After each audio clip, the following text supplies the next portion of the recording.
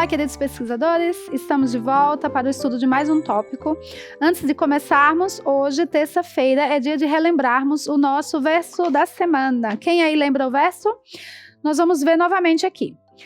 O nosso verso, ele questiona, né? Então, o verso fala o seguinte: quem entre os deuses é semelhante a ti, Senhor? Quem é semelhante a ti? Majestoso em santidade, terrível em feitos gloriosos, autor das maravilhas. Está escrito em Êxodo 15:11. Então, lembrando, o verso ele sempre questiona se existe alguém melhor que Deus. E nós sabemos que não existe, né? Bom, na aula de ontem, a gente viu que Cristo entrou no templo, que ele jogou tudo aquilo que estava atrapalhando a entrada no chão, que os cambistas, os sacerdotes irreverentes fugiram dali da presença de Jesus, porque eles temiam. A glória de Cristo era muito grande, a sua autoridade, e aí eles fugiram. E aí, o que aconteceu? A gente viu que ficou as pessoas ali que realmente queriam ouvir de Cristo, que queriam aprender, e também as pessoas que queriam ser curadas. Então, o tópico de hoje, ele vai falar de reverência e cura. Então, a reverência, a gente viu que Cristo estabeleceu no tópico de ontem, né? Ele voltou a estabilizar aquele ambiente para que toda aquela bagunça não estivesse mais ali. E agora a gente vai falar também de cura. Então, tinha pessoas ali doentes de várias enfermidades que buscavam algum auxílio, buscavam ser curadas. Bom, para começar, quando você acha que uma igreja se torna um templo de adoração? Então, a gente começou a construir, levantamos as paredes, colocamos o piso, o telhado, os móveis bonitos, né? Aqueles estufados. Pronto, a igreja está pronta. Isso é uma casa de adoração? Realmente a igreja está pronta? Ou está faltando alguma coisa ali? O que é que vocês acham? Então, aqui o texto, ele fala que a igreja só se torna realmente um lugar de adoração quando as pessoas passam a frequentar aquele ambiente e usam para adorar a Deus. Então, lá naquela época, o templo realmente já estava construído, tinha toda a estrutura, mas não era um lugar de adoração, era um lugar de comércio, né? Então, a lição, ela chama bastante atenção para isso, que para ser um lugar de adoração, as pessoas usam para adorar a Deus. Então, possamos deixar isso fixo na nossa mente. A adoração a Deus, tá? Então, é por isso que a gente precisa manter o respeito e a reverência quando a gente entra numa igreja. Eu vou entrar correndo. Terminou a heresia, eu vou procurar a minha mãe e eu entro correndo na igreja. Não pode, tá? Eu quero ir no banheiro, eu vou correndo lá, saio correndo. Vou beber água, entro correndo. Não pode. Então, tudo com reverência. Se alguém está lendo, está falando alguma coisa, eu vou passar correndo na frente. Não, tá tudo errado. Então, sempre procura um lugar que você não vai atrapalhar para você passar, tá? E sai em silêncio, volta em silêncio, nada de entrar batendo os pés com algazarra, nada disso. Sempre em reverência. As crianças e jovens nunca devem sentir que devem se orgulhar. Eu sou isso, eu sou aquilo, eu faço bagunça mesmo, não dá em nada. Muito feio isso aí, hein, pesquisador? Se você faz isso, tá errado, precisa corrigir. Não podemos nos orgulhar dos erros que nós cometemos. Aí aqui vem a puxada de orelha do dia. Deus vê todo o pensamento, eu não preciso nem falar, Deus está vendo o meu pensamento e a minha ação irreverente. Tudo está sendo registrado nos livros do céu. E aí, no dia do juízo, Deus vai abrir o livro e vai falar: eita, mas fulano fez isso, isso e isso e não se arrependeu. Eita, mas essa criança aqui não ficou reverente na igreja. Então, está tudo registrado lá no livro dos céus. Então, nós devemos praticar a reverência até que ela se torne parte de nós. Isso é a formação do nosso caráter. O que é o caráter? À medida que a gente vai repetindo uma ação, ela fica tão natural que ela já passa a fazer parte de nós, tá? Então, é o nosso caráter.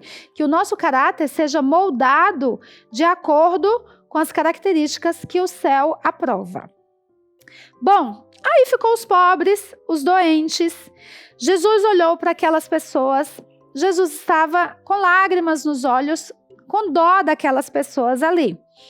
E aí, Jesus falou o seguinte para elas, porque os sacerdotes fugiram com medo, né? Jesus falou assim: não tenha medo, eu os livrarei e vocês me glorificarão. Para isso é que eu vim a este mundo. Então Jesus trouxe uma mensagem de paz para aquelas pessoas. Se acalmem, eu vim para ajudar a vocês. Os pobres começaram a se aproximar de Jesus e aí eles clamavam: Senhor, me abençoa, Senhor, me salva, me cura. E Jesus, à medida que eles iam chegando, ia ajudando aquelas pessoas, curando. Então, aqui vem uma parte muito bonita. O mudo louvou. Então, uma pessoa que nunca falou, ela começou a cantar, a dar louvores a Deus.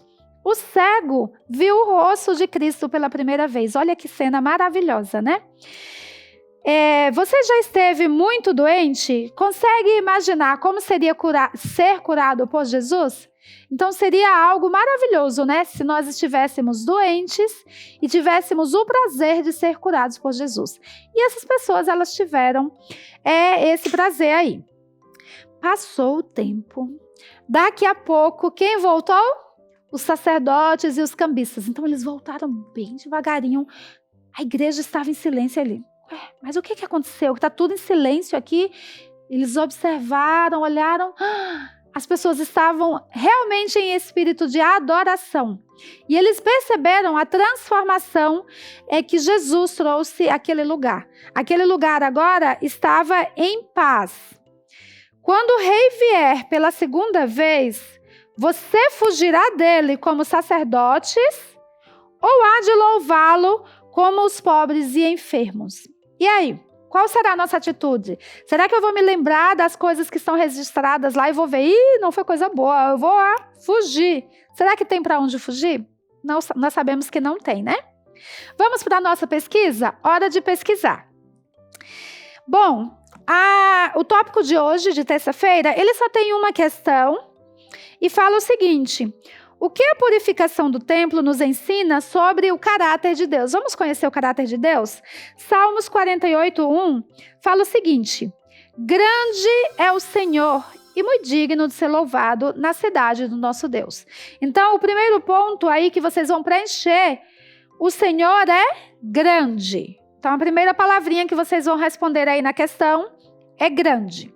Vamos para Salmos 111 e o versículo 9. Enviou ao seu povo a redenção. Redenção é salvação, tá? Então, ele enviou para aquelas pessoas salvação. Estabeleceu para sempre a sua aliança. Sabem o que é aliança? Aliança é um concerto, é um pacto que você faz com alguém que não deve ser quebrado. Santo e tremendo é o seu nome. Então, o Senhor é grande, santo e tremendo. São as três palavrinhas que nós vamos preencher aí as lacunas da nossa questão. Bom, tem um experimento muito legal aqui nessa lição, eu não trouxe, mas eu vou deixar para vocês fazerem aí na casa de vocês. Tem o link aí, o canal do Vitinho, tá? E uma vasilha, você vai colocar água, vai jogar um pouquinho de orégano e você vai sujar o seu dedinho com óleo ou azeite. Quando você joga o orégano, ele fica todo espalhado na vasilha. Quando você coloca o dedinho, o que vai acontecer? Ele vai fugir para as laterais do prato. É muito legal esse experimento. Assiste lá o vídeo e tenta reproduzir aí na sua casa. Aí depois vocês vão preencher a lacuna colocando aí o que representa cada uma dessas imagens. Então a primeira imagem é o pratinho com água. Esse pratinho com água, o que ele representa? E aí? Vai representar o nosso coração, vai representar o templo que precisava ser limpo. As folhinhas de orégano que ficam espalhadas na água, o que é que elas representam? Elas representam aquelas pessoas que estavam fazendo coisas erradas, elas representam o meu mau caráter que precisa ser mudado, tá?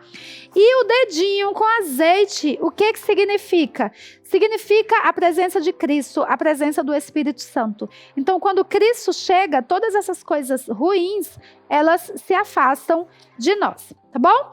Então, tentem reproduzir aí esse experimento na casa de vocês. Peçam ajuda aí, se não tiver tanta facilidade para conseguir os ingredientes, com a mamãe e com o papai, para vocês reproduzirem e ver essa experiência do óleo afastando as folhinhas do orégano, tá bom? Então, por hoje nós ficamos por aqui e amanhã a gente vai ver o que vai acontecer com o nosso coração. Então, eu falei que o óleo é como se fosse, representa, né, a Cristo para limpar o nosso coração. Amanhã a gente continua com a nossa história e eu espero todos vocês aqui. Tchauzinho!